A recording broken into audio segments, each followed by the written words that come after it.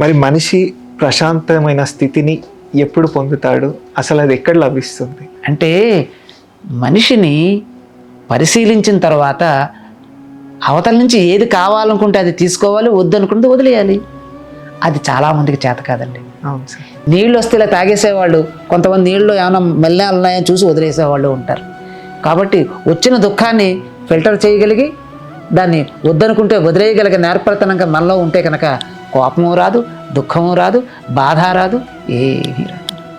ఆ స్థితప్రజ్ఞతని సాధించాలి. అదే భగవద్గీత అంటుంది, దుఃఖేషు అనుద్విగ్నమనాః సుఖేషు విగత స్పృహ వీతరాగ భయక్రోధ స్థితధీహి మునిరుచ్యతే.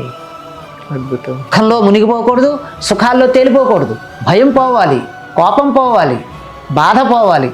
అలా ఉన్నవాడు ముని అవుతాడు. మౌనంగా ఉన్నవాడే ముని. నేను అన్నిటికీ అరుస్తాను కానీ నేను సాధువుని అంటే ఎవరు పట్టించుకోరండి. వాడి జీవితంలో ఆ ఆదర్శాన్ని సరిగా పాటించగలిగితే అందరూ వింటారు, ఓహో ఇలా ఉండాలని నేర్చుకుంటారు.